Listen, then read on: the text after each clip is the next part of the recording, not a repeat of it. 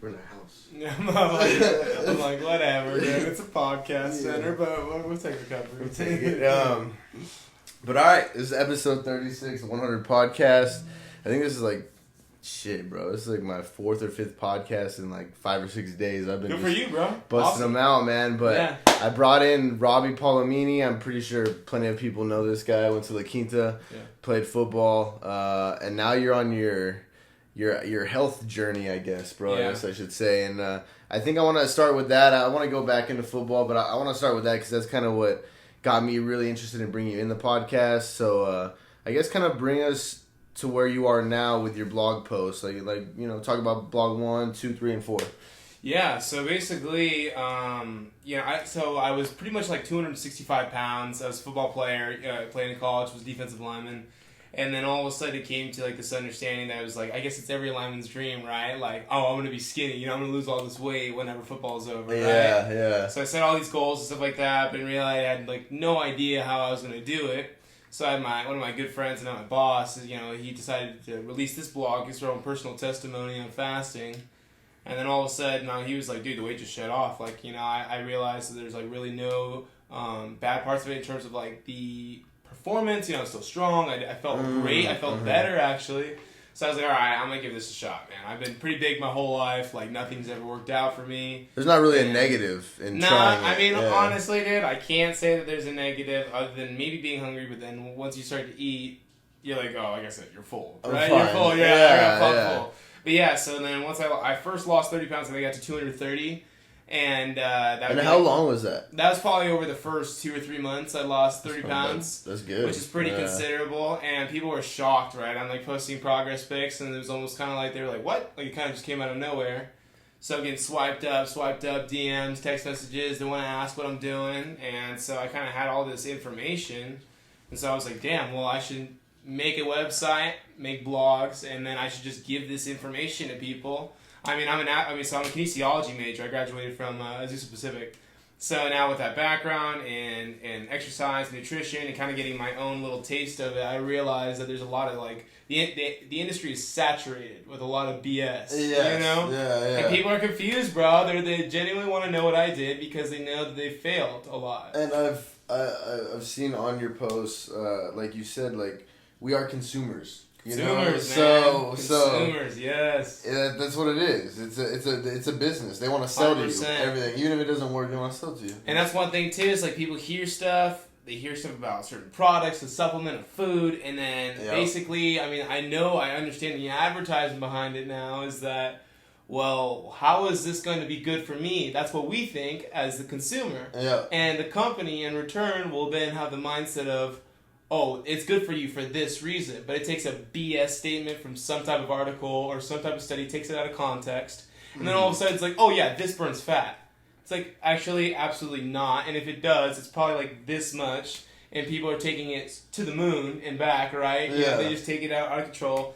So in my head, I was like, dude, I have a very simple plan that's actually worked for me. I'm doing it right now. I'm a walking example of it. And I think people took note of that. So I just decided to start releasing this information and how I was doing it. And the first blog came out and it was just kind of blew up, I've seen everyone sharing it, man. Everyone's sharing it, yeah. And that's cool.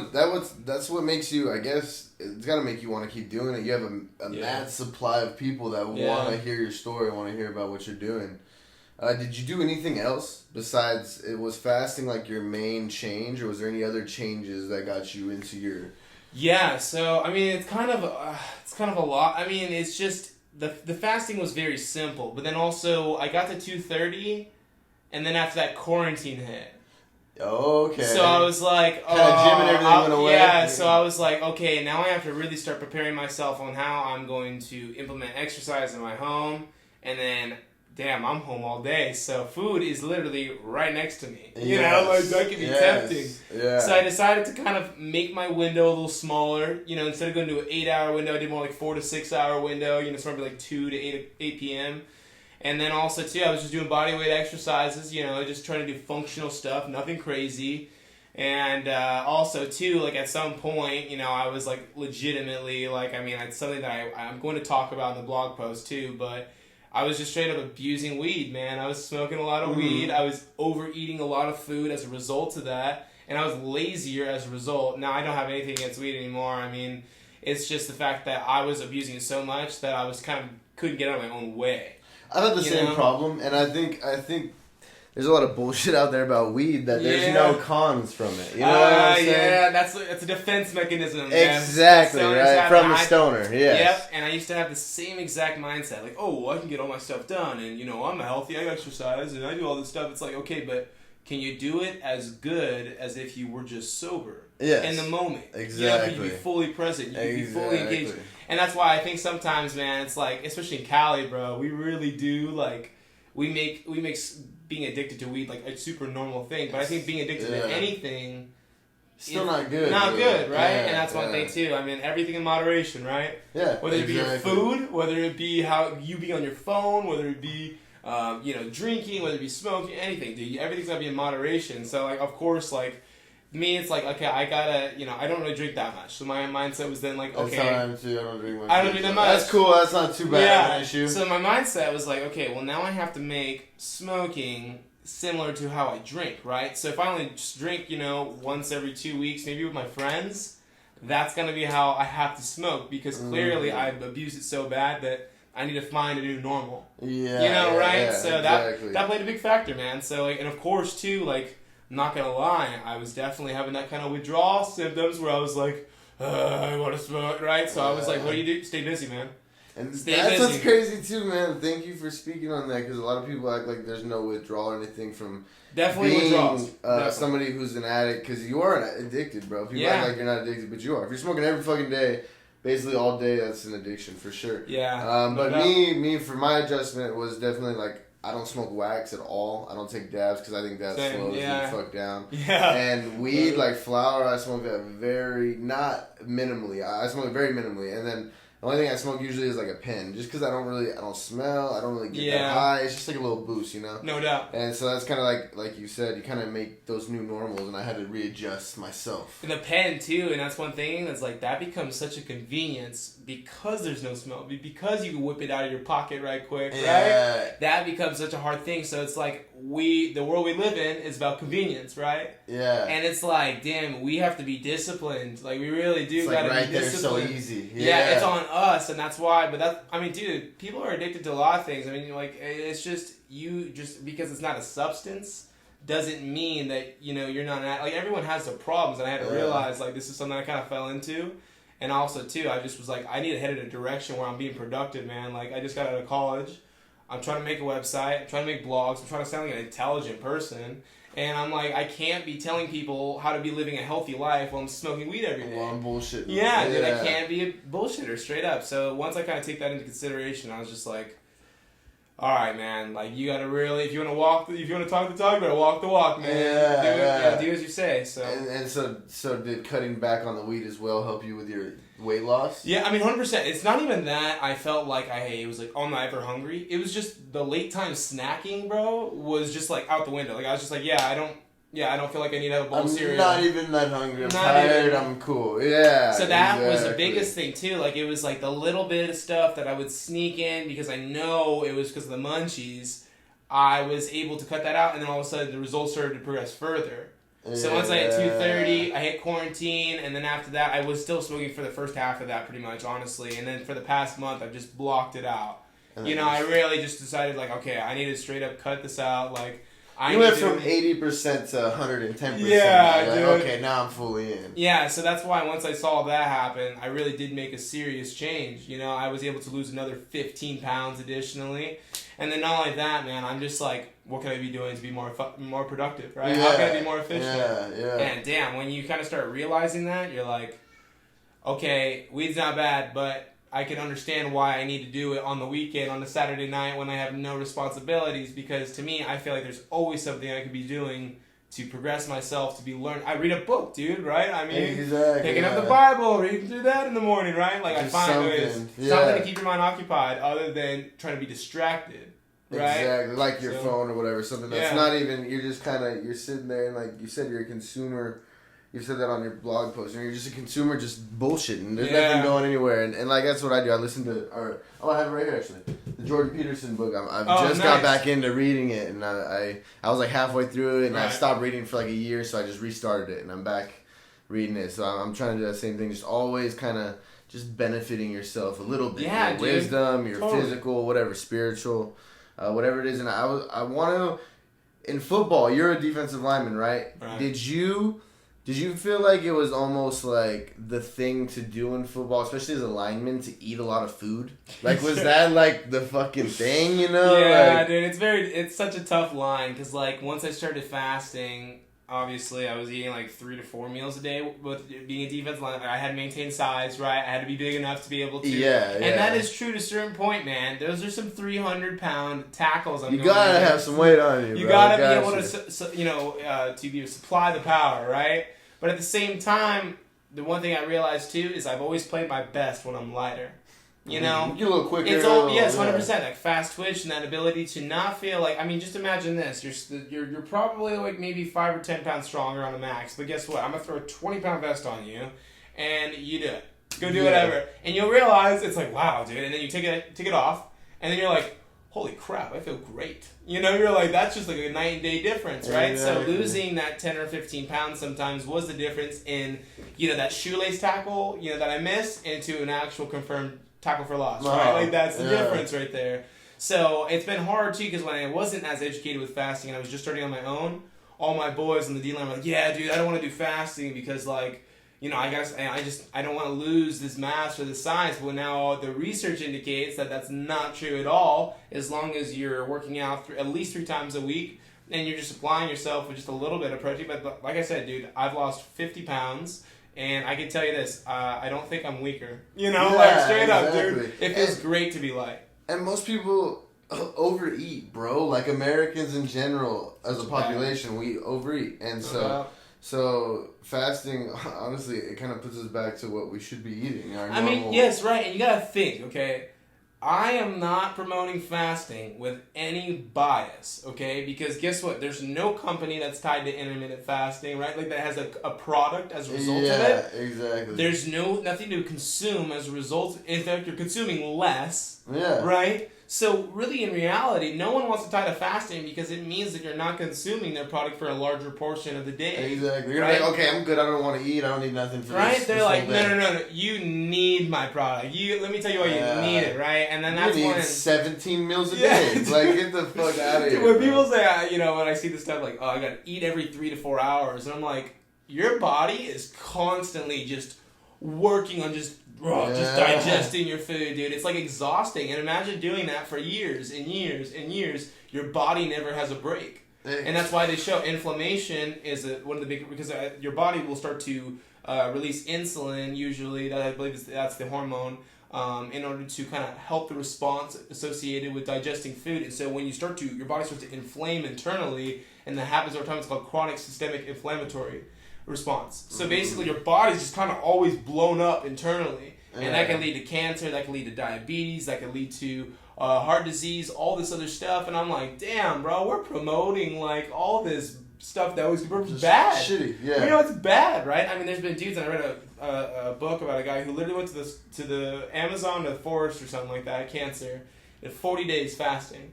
Wrote a book in the meantime, right? Had a total spiritual connection in the meantime, like totally was like mentally dialed in and beat cancer. Now, unfortunately, actually 2 weeks ago, he got cancer again twice, and he passed away. It spread. R.I.P. Yeah, it's a really great book, and I recommend any dude out there. It's Hard Times Create Strong Men. That's the name of the book. And damn, man, this book gave me a philosophy on how to live my life as a man, bro. And he basically takes the history, the biological aspect of how men have always survived here on Earth, in order to show what our true destiny is. And also, too, it's great time to talk about how you can make your woman more happier. Hey, man, women love a man that can do this. Women love a man that has a sense of confidence, or, that works hard, has passion, That's and gets the job done. Right? He's the producer for the family, right? I mean, and what we realize, too, I mean, I'm sure some people would disagree, but the book says, too, that's like, a woman who takes a man's role, she may be cool with it for a little while, but then she'll realize how unhappy she is when she comes home from work and husband is on the couch just chilling, right? And she's like, what the? I'm in the wrong position right What's now. Going on? Get your ass out. You should be going to work, right? Exactly, like, you should be providing. Man. I'm providing. Like, exactly. And I think, too, that's the natural response of our bodies. We know, what our roles are on this earth in terms of man and woman. And, Well, have you ever listened to Jordan Peterson? I actually have not, but I do. There's so many books I have to read. Jordan Peterson, he's like a psychologist, and that's... Well, actually, he spoke on it in Joe Rogan, actually. Joe Rogan was a big... He said we're always... There's a lot of men that are living in... I forgot what it's called. Like, basically, it was almost like quiet chaos or something like that. Like, you're always trying to figure out, like, what your destiny and what you're supposed to do. Because, like, I feel like men always feel... And not that it's not women, but like, men, like you said, we're providers. Like, you gotta feel like you're always stepping up. You're always doing something. When you're not, that shit, like... kills you, bro. Absolutely. It kills you and kills your 100%. confidence, everything. I think too, man. It's like a man that's busy. Sometimes he might be struggling, but it just time flies because he's just working, right? It's just our nature. Yeah. But we can get so I think our mental state can be really affected when we don't have a sense of purpose. Or passion, right? Yes. We gotta have a purpose, bro. If you have no purpose, bro, you feel like you're worthless.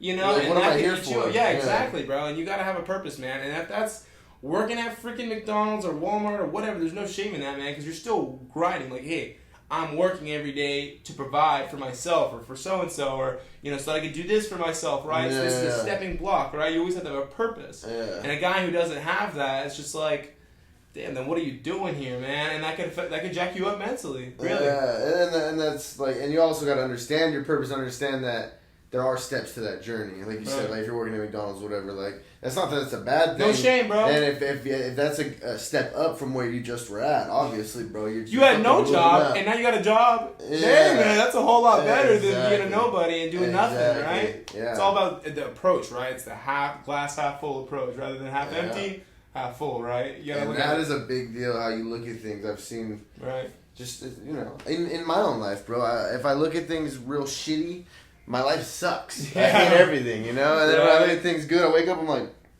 damn, bro, I got 2 beautiful kids. Yeah. I'm alive. I'm enjoying life. Exactly. I work. I do a podcast. Totally. I feel good. It's like everything's pretty cool. We've all had the mornings, right, where we get up and bad mood. And it just sets the tone, right? It just sets the tone for the day, right? Yeah. Oh, bad morning. It just spills over into the rest of the day. But damn, when we have a good morning, it just seems like the ball is rolling. Right, exactly. It just seems like, hey man, there's just so much more to go from here. So, especially when I'm like, I gotta get in that. I have to remind myself, like, hey man, this is gonna be what you make it. It's all about your mindset. You control this, right? Yeah. So I try to remind myself about that, but in reality too, it's kind of hard because I have to speak from an honest perspective. I've never had a mental illness. I've never suffered from depression, and I don't have like clinical anxiety or anything like that. Yeah. I do have my struggles, but I've never been clinically diagnosed with any of that. So it's like hard for me to say, oh, well, just think more positively, right? Because sometimes we know that there's a science behind it. And there's obviously there is, clinical, but I think there's a lot of people that you have a point where you have down days, and it is depression, but there's you played football, you go to the gym, so you have ways to handle it in your head, like you have ways to handle those bad days. And some people that didn't have any sort of organized sports or any routine, like they don't have any way to handle it. And that's why they 100%. Go to the doctor and then they get prescribed this bullshit that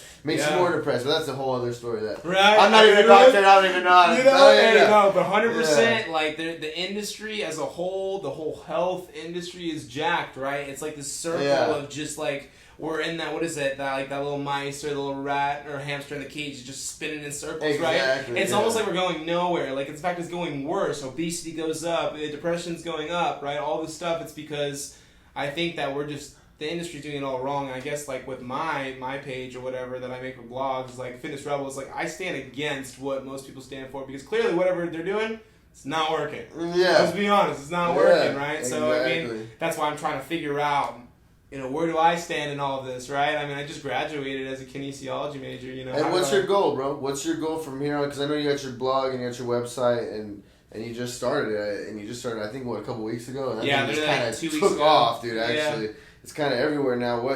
What's your plan with it? Or what's your plan career-wise? Well, okay, so before whole COVID, all that stuff happened, man, I was just basically like, all right, I'm going to be a strength coach. I want to work with athletes. I want to work with high school athletes primarily because I think that I mean, we had some great coaches too, man. We had some great coaches in high school at LQ.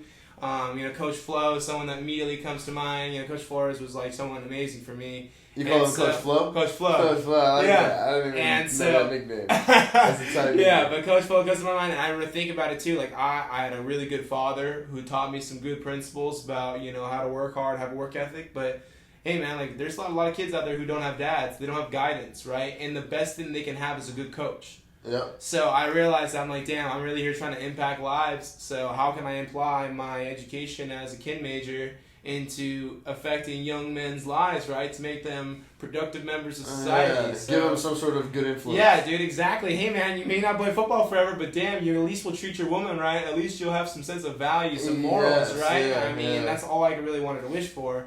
But now I'm realizing, too, it's just like, well, all the athletes are locked up, right? The schools aren't open right now. The future is questionable. So now it's just like, okay, well, I'm going to just do my best to do some online training and stuff like that through whatever. Provide some more knowledge through blogs, right? Continue to get people's trust that, hey, man, I'm not trying to scam you. I'm not trying to take anything from you like some evil marketer. I'm just trying to show you that I care. Like, I genuinely care. I'm here to promote change.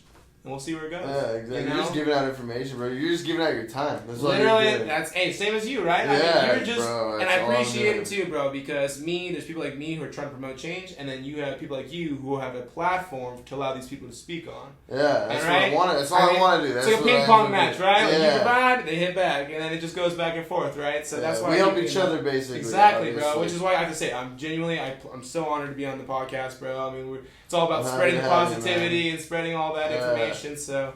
Yeah, but like I said, it's just kind of like the future's so questionable. I'm just like, hey, man, I'm going to approach every day with a good mindset, and we'll see where it takes me, man. Yeah, pivot with the day, I guess. Hey, dude, it'll figure itself out. If I work hard, if I'm smart, if I continue to just be educated on myself, then it'll figure itself out. I saw you speak a little bit on your time in football.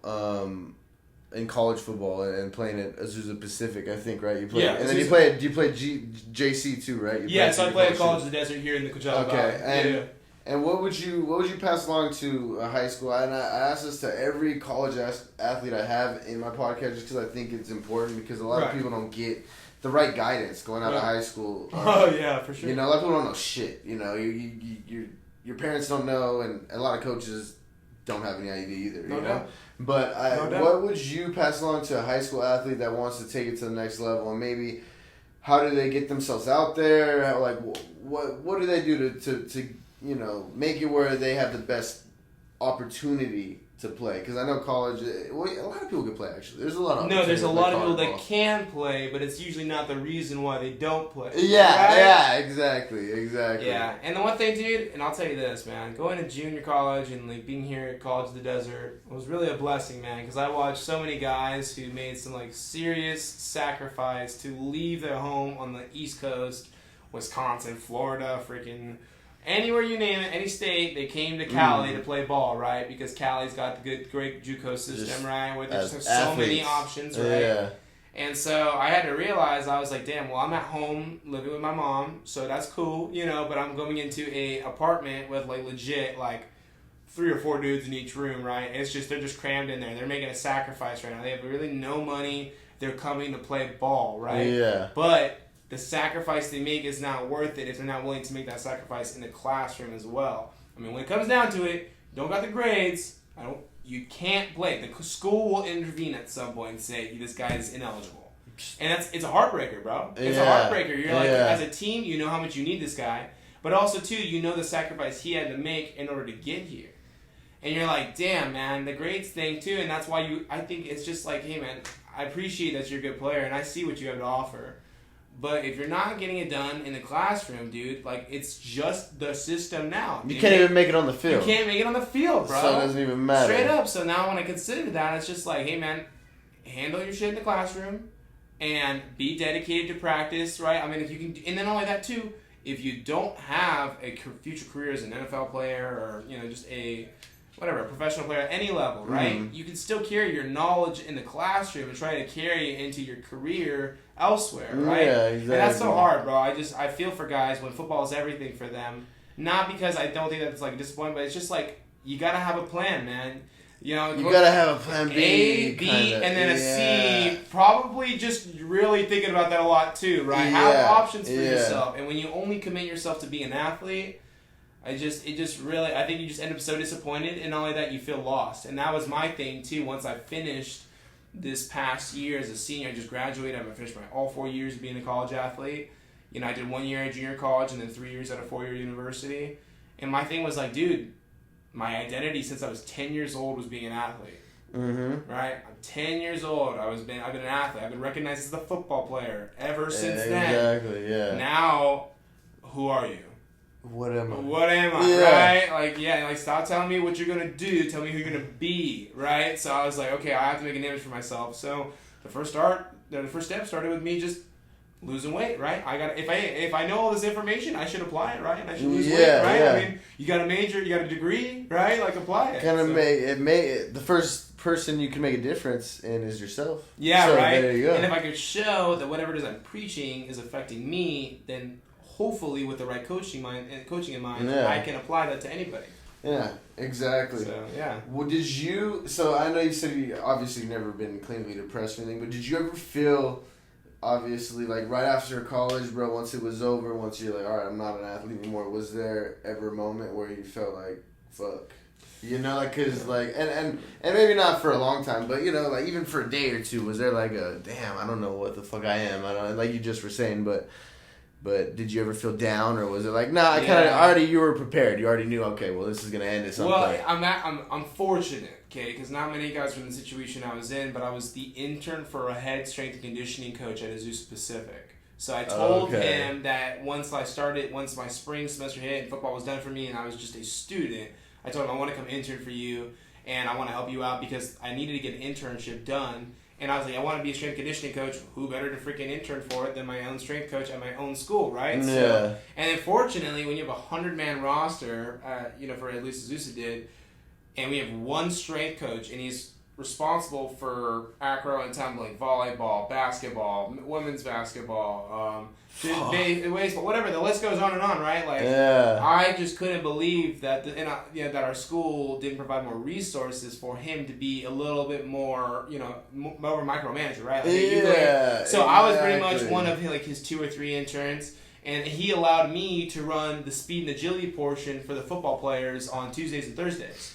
So it literally would just be me out there. They would just see that their old bud, out there, the homies. And it was cool too because at least I had some respect for them because like this past year, my last year, I was like the team captain. So I did have a sense of respect between the team. They knew that I was I was kind of a leader, and I was like, hey man, like now I gotta prove to these dudes that I know this, right? I'm not just reading the script. I actually understand it, and I know how to coach them. When they ask me a question, I can explain why they were I can't just be like, just do that 5 times. You gotta be able to coach. You're talking to grown men. Right, exactly. Men. So then I had to prove to all my boys that I cared about that, hey man, this is not just some intern. Like I truly, really do kind of know what I'm talking about. And what was great too is like I didn't feel like I was distanced from the team because I was with them all week. And then of course I didn't run the weight room and stuff like that because I would just be along my strength coach and he would take that. But damn, it was just like, damn, I'm out here with my boys, and I'm just, telling them to bust their ass, dude. I'm yelling at them, but I'm being super encouraging at the same time because I know all their names, right? I know all of them personally. I've gotten to take travel trips with these guys, so it was like, damn, cool. I'm not an athlete anymore, but dude, it's really cool to be out here with my brothers, really and truly. And I'm sure too, being a football player, like the travel trips, being in the locker room, just all the other stuff. It's a different experience, man. It's a total different experience. It's one of a kind, like you can't even explain the brotherhood too much, especially, and I don't know about college ball, it's gotta be pretty crazy, but I remember Friday nights, bro, you're walking out to the band, fucking just going, and then you get the tunnel. Drum line gets to the tunnel, dude, and then you run out, and the crowd's yelling, bro, it's what an awesome feeling, man. And that's one thing, too, I saw this stat just this morning, it was like 2 weeks ago, 7.3% of high school football players will make it to the next level. D1, D2, D3, NAI, whatever. That's rare, man. That's rarity. So you may never play football for the rest of your life. So if you're in high school, man, the one recommendation I have is enjoy it, man. Yeah. Enjoy it, bro. Yeah. Because I got to junior college, and honestly, man, and I'm sure you can speak from the own reputation surrounding College of the Desert, like, oh, you're going to get washed up here in the valley, you're going to get stuck, COD is not what you just go anywhere but COD. You're going to be here forever. Yeah, exactly. I don't want to be here in the valley anymore, especially as a valley kid growing up, right? Yeah. And I came into my freshman year, and I was like 3 days in, dude, and I wanted to quit. I wanted to quit junior college ball 3 days in. But I had a great coach, Coach Darren Seymour, man. He was my D-line coach, and he kept me in, man. He was just like, I liked him, so I was like, you know what, dude?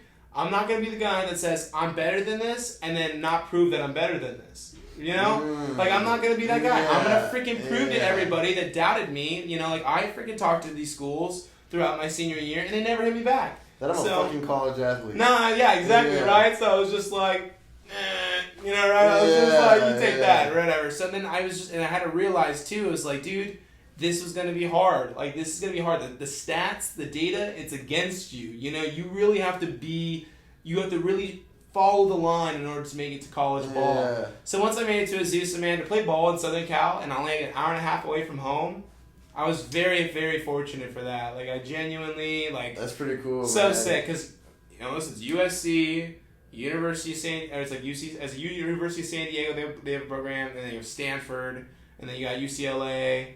And then, like, they're all D1 schools, but if you don't want to go D1, hey, man, you got Azusa Pacific, who's a Division II, and a great program, dude. My coaching staff treated me right, and so I'm very fortunate, because they prepared me, like, hey, man, there's only, like, maybe one dude who will get a shot at a combine, or a tryout. So, make a plan, bro, make a plan. So, like I said, the data's against you, man, so have a backup plan. That's what you're referring to, right? So, and that's what prepared me, man. I got to give a lot of thanks to my coaches, because without them, I definitely wouldn't have had that preparation thing kind of happening simultaneously as I was trying to finish out college. And that obviously, like I asked you, but that kept you from getting in that down point. You already had a plan. Once football was over, you're like, all right, I'm going to coach. And right, that's how it's got to be. I'm ready to go, bro. There's no stopping. Hit the ground running, right? That was my whole mindset, too. And that's why that's what it's hardest for the high school players, man. The high school players, and that's why, because I still remember to this day, Friday Night Lights was everything. It was everything. Like, you are the so guy, big. right? Yeah, cool, right? You just think you're the hot shit, right? You just think, right? Bro, yeah. And then all of a sudden, that's taken away from you, and you're like, wow, well, what am I going to do? All these plans fell through, and, like, now I have to go to school, like, and then you realize the academic portion is actually way harder in college than it is in high school. You're like, damn, this is not really, and that's why I have to say, prepare yourself for that. At least expect it. Yeah. It's like getting flacked in the back of the neck, right? If you expect it, you're like, all right, I took it. But then when something comes back and just whops you, you're like, hell, dude, you're all surprised. Yeah. Like, what the fuck? Yeah, at least know what's coming for you, man, because the world's vicious, dude. It'll eat you up and spit you out. Yeah, and that's the best thing to just say, like being a high school athlete and then having to, once you're out of high school, like you said, the world will just eat you the fuck up, dude. And if you let it do it, it will, bro. And it won't let you back up. It'll just keep running you. And that's what I like how you said that. It won't let you. But that's the thing too. Is like you can determine whether or not that happens. Exactly. Right? You can make that mindset that I'm not gonna let myself just suffer. Like, and that's one thing too. Throughout this whole COVID thing, I'm like, I'm not going to like let this be the worst time of my life. I'm not going to let that be the worst time of my life. I'm going to find a way to be productive and still make it happen and like just excel my career. In fact, well, it sounds selfish, but while people are going here, I hope that I'm going here, right? Like, at least I strive for myself. Yes, 100%. Different, bro. If you don't want to be different, then I'm like, well, I mean, I'm different from a lot of people, right? I have a natural leadership mentality, so it's like hard for me to like not judge based on that. But I'm like, hey, man, you got to be different some way. Otherwise, you're just in a crowd of people. Make your own route. Make your own route, dude, right? You're making a podcast, you're making a website, you're making blogs, whatever the case may be. Do something to make yourself different. And if you start realizing there's people in your route that are doing it the right way, there's no shame in taking the little hints and tips from other people like that. There's room for you to. There's space, bro. Like podcasts or the fitness industry. There's always space for someone else to make it. You know, like so. If you have something you like, you enjoy, don't get all deterred because there's somebody else bigger than you. You know, 100%. I got the Joe Rogan Experience. That's my favorite podcast. Bro, I'm never gonna be there. I will never be at 8 million subscribers, bro. But I'm not hating on it, dude. I'm not gonna stop, dude. Hey, and that's the one thing too. I really do like Joe. So you know why people like Joe? Because he provides such diversity. Right? He talks to anybody and everybody. Anybody, and he'll listen. He listens, he takes it, and not only that, like you realize too when you listen to him, he's a pretty smart dude because he's listened to a lot of people. Yeah. Right? Like he's taking a lot of stuff, and it's like a book, right? I may not agree with everything in the book. I'll take this stuff. But I'll read all this stuff, and I'll put it all together to make me, how it fits and molds into my own personal life, right? So when you consider it, I think the podcasts are great too, and I just saw too, like he's now with Spotify and stuff like that. I saw this yesterday. Like, just he's got a big contract. Yeah. I don't know how much it is, but I bet it's a big. I mean, dude, the dude's got it all figured out. He's got UFC, he's got all the other stuff. So, bro, Spotify went up. The stock, the stock went up 10% yesterday just because of that. Just because he signed with Spotify. The stock went up 10%, bro. Damn, literally dude. Just for him. I feel like though it's like, do you like? Everyone knows who Joe Rogan is, right? Yeah. And you know why? Because he's just like, I think he treats people right? He knows how to engage with people, right? That's the best thing that's going down, right? People with us being so much tied to our phones, we don't know how to have a general conversation like that. I can go back. A 3-hour podcast that he has, like, they're like, how can you do that for 3 hours? But it's because he's genuine. He knows how to just let it flow, right? And he's not forcing anything. Not forcing any of that information. So that's why when I look at him and I see how... And that's what I loved it too. I don't know if you watched the Justin Gaethje fight with Ferguson. Yeah. 5 rounds, right? Justin Gaethje gave it to Ferguson, and then after that, he goes up to hug Ferguson. Justin Gaethje does, and he pushes him away. Ferguson got all. And then after that, you could hear Gaethje said, "Hey man, being an asshole gets you nowhere in life."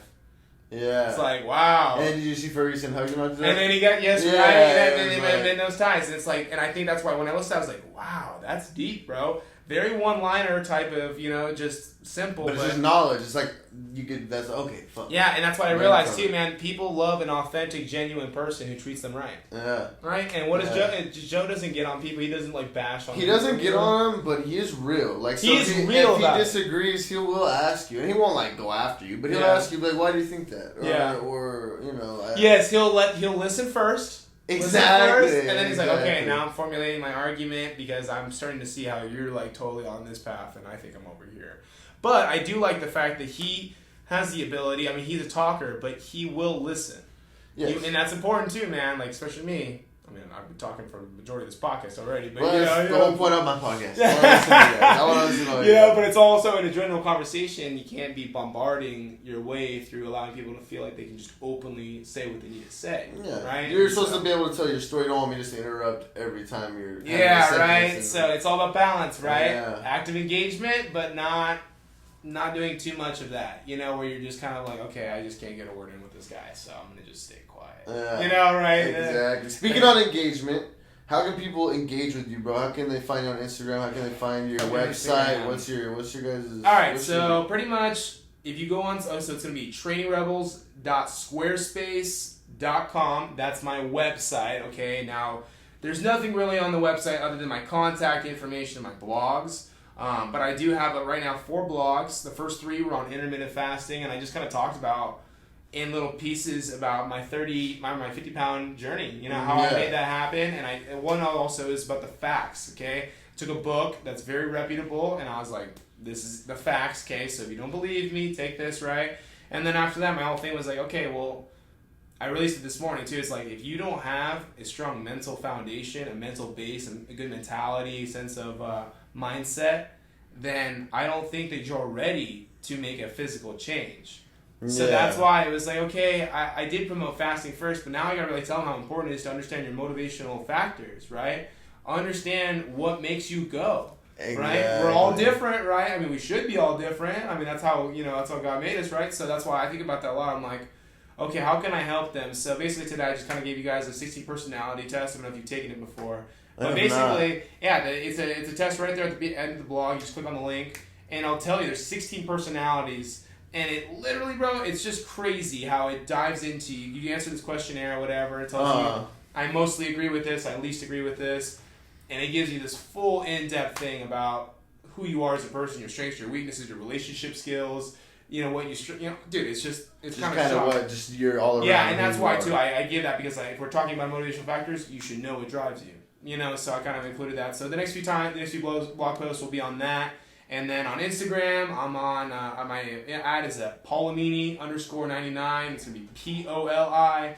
I know that people ties people up. Hey, thank you for shouting me out today and saying my name right. People get all Palomino. They'll go. I almost posted it, right? I almost posted a story, and I had to go back to I had to delete the story. I had to go to your Instagram. Make sure your name. It was the last name I thought it was, and I was like, okay, now I'm down to do it. People get so tongue twisted on their last name sometimes, but yeah, shout out to you for shouting me out on IG. So yeah, so Polimeni_99 on Instagram, and then Polimeni_66 on Twitter. Gotcha. And of course, if you just go to my website, I have all my contact information there. I really do appreciate the feedback. I'm sure like you do. You want to know what you could do better. You want to know what you can talk about. So if anyone here reads my blog, I want them. If you tell me my blog sucks, I promise you, will not be offended. Because I think that there's probably a few people, maybe, hopefully just a few, but that think that way, right? Yeah, and if I'm about growth process, right, growth mindset, I should be willing to listen to bro, that. you're going to leave a few behind. Yeah, you know what I'm saying? So I'm like, hey, that's the hard part. Can't make everyone happy, but I can at least try. Yeah. You know, right? In reality, that's the way I see it. So I appreciate the feedback too. I appreciate you coming on, man. I'm sure you'll be on again. I look forward to it. I hope when you figure out where your next step is with this whole blog, because I think you obviously got something here. You get a lot of feedback. You got a lot of people following your shit. So when you get on that next step and you're going on your next journey, bro, let me know and let's do another podcast. Appreciate you, bro. Episode Thank 36. You. Shout out. All right, bro.